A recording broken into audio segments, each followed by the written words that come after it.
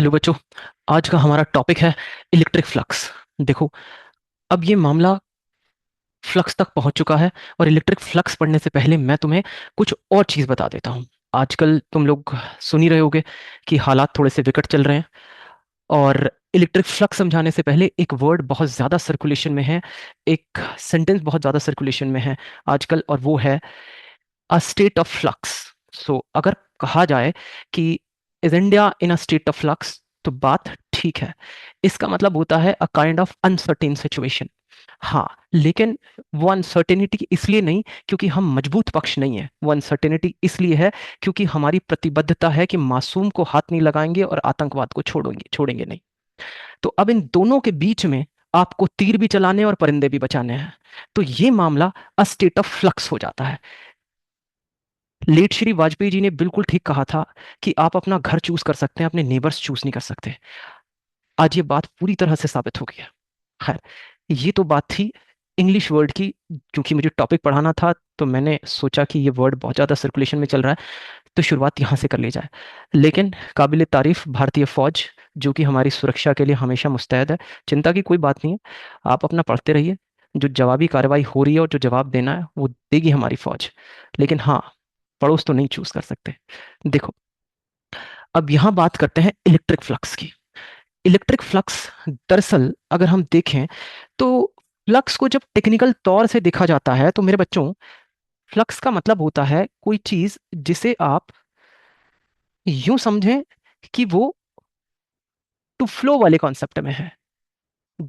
यानी बहकर निकलना, यानी टू फ्लो, बहकर निकलना। इस तरीके की टेक्निकलिटीज को आप फ्लक्स कहते हैं मेरे बच्चे। कोई भी चीज हो सकती है उसमें। मसलन की अगर मैं बात करूं यहां मेरे बच्चों, देखें जरा, अगर इसमें से देखा जाए तो ये पानी बहकर निकल रहा है, इस टैप में से निकल रहा है, तो ये भी फ्लक्स के दायरे में आएगा। मैं अभी इन सब चीजों का एक ब्रॉड कॉन्सेप्ट आपको दे रहा हूं। अभी हम बहुत ज्यादा टेक्निकलिटीज में नहीं जा रहे, तो ध्यान रखना। अगर हम बात करते हैं फ्लक्स की, तो फ्लक्स क्या है? कोई चीज बहकर निकल जाए। इसके कई सारे उदाहरण हो सकते हैं। जैसे कि अगर हम बात करें कि किसी सिनेमा हॉल से निकलती हुई भीड़, वो भी एक फ्लक्स के दायरे में आएगी। समझ रहे हैं आप मेरे बच्चों? जैसे ही अचानक से फिल्म ओवर होती है तो एक भीड़ निकल कर आती है, वो भी एक फ्लक्स के दायरे में है। जैसे कि ये अगर हम देखें तो कुछ लोग ये सिनेमा हॉल से निकलते हुए यहां दिखाई दे रहे हैं, तो ये भी फ्लक्स के दायरे में है। ये देखिए, ये देखिए। तो आप अगर इन्हें काउंट करेंगे तो ये जो इस एरिया से निकल रहे हैं ये भी फ्लक्स के दायरे में आएगा। तो ये जो कॉन्सेप्ट अभी हम बना रहे हैं, तो ये कॉन्सेप्ट अभी एक ब्रॉडर कॉन्सेप्ट है जिसे हम समझने की कोशिश कर रहे हैं। ठीक है मेरे बच्चों, आगे चलते हैं। तो आप लोगों ने इतनी बात तो पकड़ ली कि फ्लक्स क्या होता है। कोई भी चीज अगर फ्लो वाले कॉन्सेप्ट से बात की जाए तो हम उसे फ्लक्स कहते हैं। अब देखिए, इसको अगर धीरे धीरे धीरे धीरे इसको हम लोग प्रिसाइजली बात करना शुरू करते हैं, तो अब यहां बात चलेगी कि number of electric field lines की जो काउंटिंग होती है, ध्यान रखना, number of electric field lines की जो काउंटिंग होती है वो दरअसल फ्लक्स के दायरे में आती है। वही इनफैक्ट इलेक्ट्रिक फ्लक्स होती है। तो अभी तो ये इतनी बात हुई। देखिए, ऐसा है, जब आप इस फ्लक्स को पढ़ेंगे तो इसका जो जो दायरा है, जो डोमेन है, वो बहुत बड़ी है इसकी। यही नहीं रुक जाती है फ्लक्स। अभी तो आप एक स्टैंडर्ड तरीके से इलेक्ट्रिक फ्लक्स को यहां पढ़ रहे होंगे। जब आप हायर स्टडीज में जाएंगे तो इसके बहुत सारे गुण देखने को मिलेंगे, तुम्हें बहुत सारे एडवांटेज देखने को मिलेंगे। जैसे कि आप इसे अगर अप्लाइड मैथमेटिक्स में यूज करेंगे, वहां भी इसका इस्तेमाल है। आप इसे वेक्टर कैलकुलस में यूज करेंगे, वहां भी बहुत ज्यादा ब्रॉड इस्तेमाल है। तो अलग अलग तरीके से ये फिजिक्स के काम आती है मेरे बच्चों। हम यहाँ पर एक बेसिक तरीके से सीखने जा रहे हैं।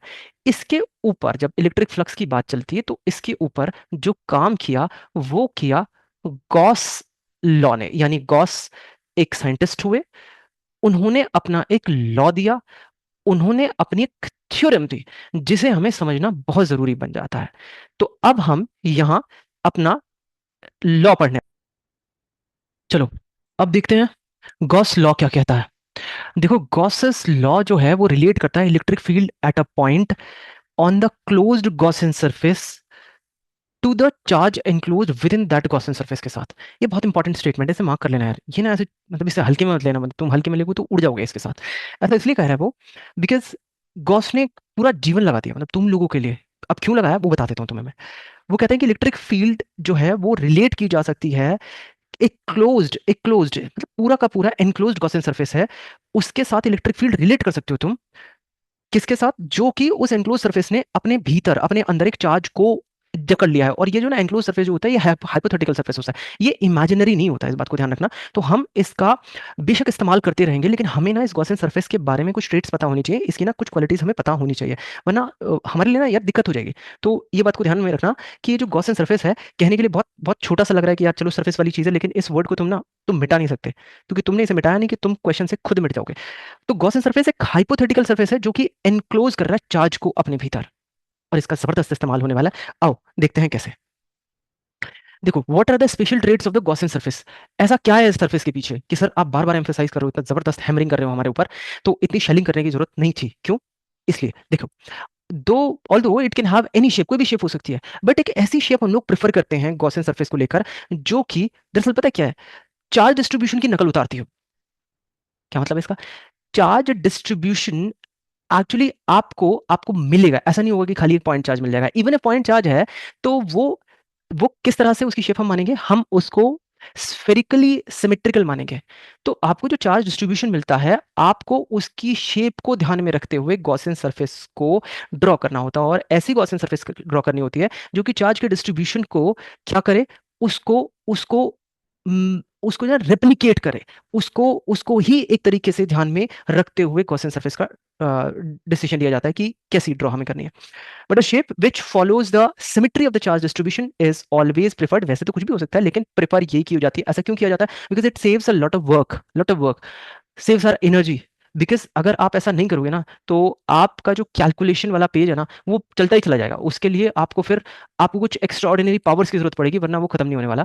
आपको बहुत मुश्किल हो जाएगी। So that is why this symmetry of the charge distribution is always to be preferred. Now, because क्या कर देते हैं last point, it shorts our calculations, those gigantic calculations जैसे कि मैंने आपको बताया था। So just keep this mind in your space. Now, next part. Okay, कहाँ गए हम लोग? हाँ, गॉस थ्योरम। अब देखो गॉस थ्योरम कहती क्या है, पहले इस थ्योरम को समझ लेते हैं। हमने लॉ तो पढ़ लिया यार, लॉ क्या कह रहा है, उन्होंने लॉ के बारे में बताया। अब इसको वो फॉर्मुलेट कर देते हैं अपनी थ्योरम में। देखते हैं वो क्या कहते हैं इस थ्योरम में। देखो, total flux through a closed surface is 1 by E naught times the charge enclosed with in the Gaussian surface. ये है। अब इसको मैथमेटिकली कैसे लिखा जाता है, एक बार और दोबारा से कर लो कि टोटल फ्लक्स के साथ जो भी रिश्ता बन रहा है चार्ज का वो इसे बता रहे हैं कि total flux is equal to 1 by E naught times the total charge enclose within the Gaussian surface. हमें तुम जरा सोच कर देखो कि कोई बंदा अपनी पूरी पूरी लाइफ ऐसा कुछ निकालने में निकाल देता है जो कि मतलब एक अद्भुत सी चीज है।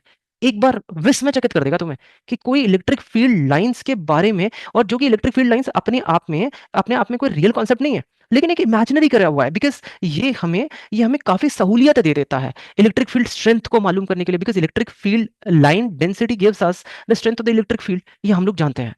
और दरअसल यही हो रहा है यहाँ पर, अगर तुम ध्यान से देखोगे, अभी मैं तुम्हें दिखाऊंगा कि हो क्या रहा है। Number of electric field lines per unit area, this is called as electric field lines density defines the magnitude of the electric field. ये बंदा उस बात को पूरी तरह से फॉर्मुलेट करके हमारे सामने रख देता है। हाथ जोड़ लो यार, इनके बहुत बड़ा काम था, ये बहुत बड़ा काम था। देखो, total electric flux is equals to surface integral किसके साथ किया जा रहा है, ये किया जा रहा है ओवर द फुल सरफेस। यानी अगर मैं एक छोटा सा एग्जांपल देखूं, यहाँ पर एग्जांपल के तौर पर देखो बच्चों से, यहाँ हम मान लेते हैं ये एक स्फेयर है, और एक छोटा सा हमने सॉलिड एंगल यहाँ पर निकाल लिया, छोटा सा। आप जानते हो छोटे से सॉलिड एंगल से, ये देखो जरा, ये देखो। अब हमने ये जो हाइपोथेटिकल यहाँ पर गॉसियन सरफेस बनाई है, इसका चुनाव देखो कैसे किया हमने।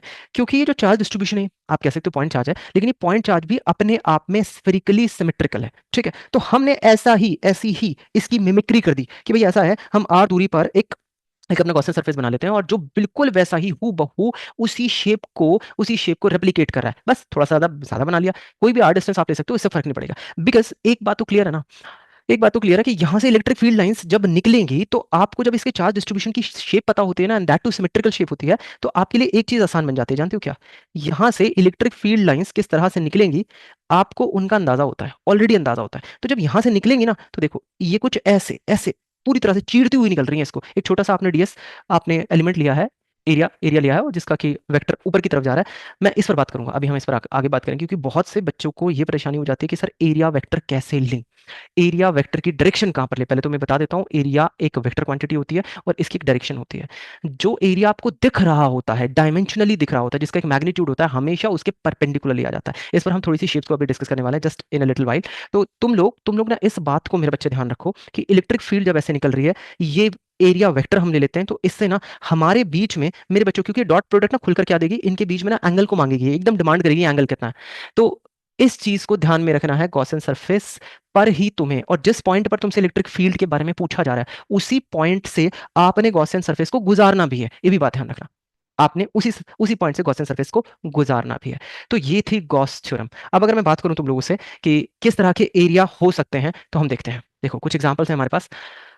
किसी भी शेप को हम ले सकते हैं। हमने अभी चार्ज को नहीं देखा है, हाँ इसके अंदर होगा चार्ज। अच्छा, इस बात पे डिपेंड नहीं करता कि चार्ज कहाँ रखा हुआ है, चार्ज बिल्कुल सेंटर पर रखा हुआ है, कहाँ रखा हुआ है नहीं। जो पिछली बार जब मैंने आपको डेफिनेशन दिखाई थी, तो ये बात ध्यान रखिएगा, जस्ट चार्ज को एनक्लोज किया होना चाहिए। अब वो चार्ज उसके अंदर कहाँ टहल रहा है, आई मीन होगा तो स्टैटिक ही, टहलने का मतलब ये नहीं चल रहा होगा। वो चार्ज है कहाँ, बिल्कुल सेंटर पर है, इधर उधर है, इस बात से डिपेंड नहीं करता। वो सीधे चार्ज को, चार्ज कितना, देखो एक चीज और बहुत बहुत बढ़िया यहाँ चीज तुम्हें देखने को मिलेगी कि अगर मैं ये कहूं कि इलेक्ट्रिक फील्ड और यहाँ पर एरिया, एक छोटा सा एरिया वेक्टर का अगर डॉट प्रोडक्ट निकालकर हम टोटल क्या निकाल कर देते हैं, हम लोग इलेक्ट्रिक फ्लक्स निकाल कर देते हैं।